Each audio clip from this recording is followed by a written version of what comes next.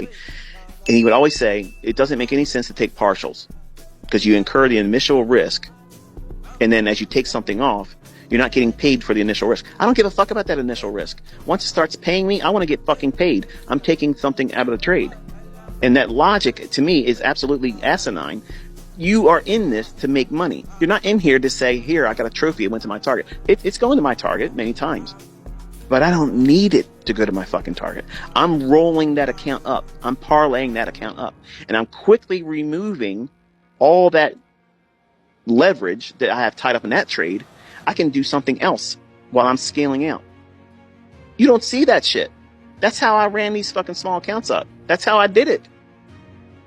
But you want to listen to these fucking clowns that don't trade.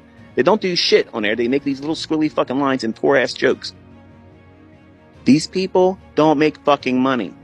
They don't make money. They don't fucking have consistency. But they hate fucking people like me. And I fucking love it. I love it. So back test for 3 months minimum. Or 6 months of back testing with tape reading. That means when you're tape reading, you're literally sitting in front of the charts, watching live data print on the charts, but you're not taking the entries.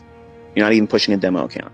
You're doing it for experience, reading the price, watching how it reacts. And then what you're doing is you're seeing, say, for instance, you're watching the S&P, okay? And you think it's going to go down to a particular level. You know you're drawing liquidity. You know it's likely to go lower. You're waiting for the fair value gap to form, and you want to watch and see how it gravitates up into it. How does it react? Does it immediately deliver after it goes into a fair value gap? Does it hang around a little bit and then start moving in your favor? Does it go down and then come back up to it one more time and tap into it, which is the reason why I don't teach trailing your stop loss aggressively, because that's a tendency in the marketplace. The algorithm can come back and touch that fair value gap one more time. And that's a normal thing. You don't see that shit in books. It's just, well, you got stopped out and, maybe you can take another trade. Fuck that. I'm going to go right back in that market. If I get stopped out and everything's true, I'm going to use that retouch of a fair value gap later on that I've already entered on, because I know they can be reclaimed, recycled, reused, if you will, because they are real support and resistance. You talking about support and resistance is a joke in your mind community. It isn't if you're using the fair value gap. Because you can literally use fair value gaps as points of inversion, where once they go through it, then it should act as well. If you're looking at a fair value gap that you thought was going to be bearish, and it trades through it, shows no respect to it, when that bitch comes back down and touches that again on the buy side, I expect a trade there. If everything is equal, and I know I was wrong on my short idea, and it's shown me I'm absolutely wrong, I'm going to buy that fair value gap that I would have been using for a short. Isn't that support and resistance theory? Yes. But the problem is that idea of support and resistance, you don't know what fucking high or low to put it on. Look at everybody on Twitter. Look at everybody on TradingView. On YouTube that uses trend lines. How the fuck did they arrive at those trend lines? And how many times is it really respecting it? They'll draw it after it's happened. Oh, look at this. This is where it touched. No, draw that fucking line before the market comes down and touches it and reacts.